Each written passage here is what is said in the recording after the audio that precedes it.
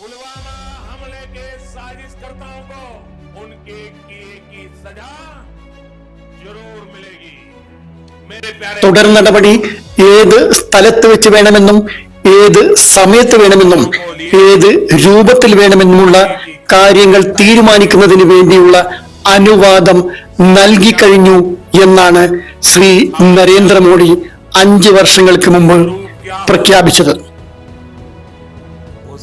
ഈ സംഭവം BJPയുടെ ഒരു സ്റ്റണ്ട് ആണെന്നും ഇതൊരു തരം പ്രീ പ്ലാൻഡ് പദ്ധതിയാണെന്നുമാണ് പഞ്ചാബ് മുൻ മുഖ്യമന്ത്രി ചരൺജിത് സിംഗ് ചുന്നി ആരോപിച്ചത്. तैयार किए हुए सारे पहले से तैयार करके हमले करवाए जाते हैं। ये बीजेपी को जिताने का एक स्टंट होता है, इसमें सच्चाई नहीं होती। लोग मरवाने और लोगों के लाशों पे खेलना ये बीजेपी को आता है. സത്യം എത്ര തന്നെ ആഴത്തിൽ മൂടിവെച്ചാലും കാലം അതൊരു നാൾ പുറത്തു കൊണ്ടുവരിക തന്നെ ചെയ്യും എന്നത് ഒരു വസ്തുതയാണ്. അതിനുള്ള വ്യക്തമായ ഒരു ഉദാഹരണമാണ് ശ്രീ നരേന്ദ്രമോദിക്കും BJPക്കും നേരിടാൻ പോകുന്ന ഈ ഒരു പരാജയം. 2019 തങ്ങളെ രക്ഷപ്പെടുത്തുകയും വിജയത്തിലേക്ക് നയിക്കുകയും ചെയ്ത അതേ സാഹചര്യം തന്നെ 2024 പരാജയത്തിലേക്ക് നയിക്കുന്നു എന്ന് അറിയുമ്പോൾ ഈ ഒരു വസ്തുത എത്ര വ്യക്തമായാണ് പുലരുന്നത് എന്നത് അത്ഭുതത്തോടുകൂടി നോക്കിക്കാണുകയാണ്.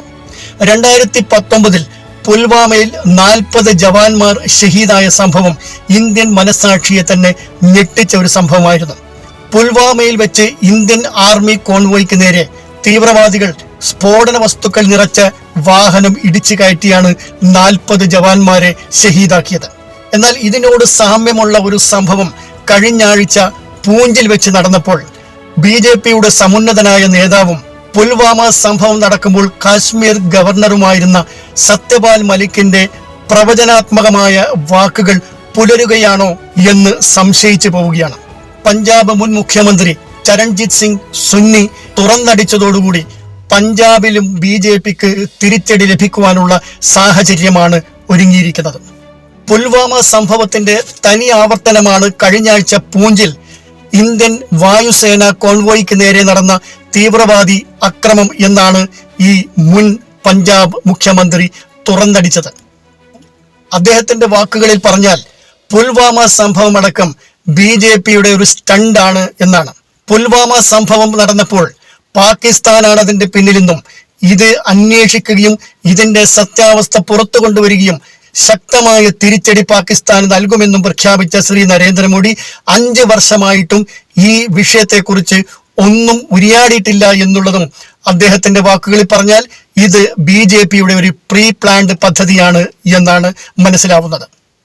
पुलवामा हमले के साजिशकर्ताओं को उनके किए की सजा जरूर मिलेगी. ഇതിന്റെ തന്നെ ആവർത്തനമാണ് കഴിഞ്ഞ ആഴ്ച പൂഞ്ചിൽ നടന്ന ഈ തീവ്രവാദി അക്രമവും ജവാന്മാർക്ക് പരിക്കേൽക്കുകയും ഒരു ജവാൻ രക്തസാക്ഷിയാവുകയും ചെയ്തത്. പഞ്ചാബ് മുൻ മുഖ്യമന്ത്രിയുടെ ഈ ഒരു വെളിപ്പെടുത്തലും ഈ ഒരു ആരോപണവും വിമർശനവും തീർച്ചയായും BJPക്ക് പഞ്ചാബിലും തിരിച്ചടി നേരിടുവാനുള്ള സാഹചര്യം ഒരുക്കും എന്നുള്ളതിന് യാതൊരു സംശയവുമില്ല.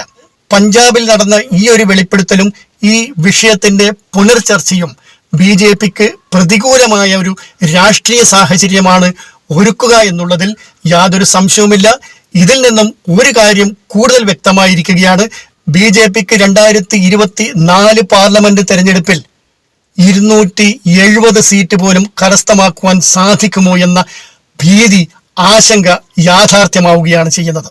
തീവ്രവാദി അക്രമത്തിന്റെ പേരിൽ ദേശീയതയുടെ വികാരം ഉണർത്തിവിട്ട് വിജയിച്ച് കയറാം എന്നുള്ള BJPയുടെയും മോഡിയുടെയും പ്രതീക്ഷയ്ക്ക് മങ്ങലേൽക്കുകയോ തിരിച്ചടിയേൽക്കുകയോ ആണ് ഇപ്പോൾ ചെയ്തുകൊണ്ടിരിക്കുന്നത്. പൊതുജനങ്ങൾ ഈ വസ്തുതകൾ മനസ്സിലാക്കുകയും തിരിച്ചറിയാൻ തുടങ്ങുകയും ചെയ്തിരിക്കുകയാണ്.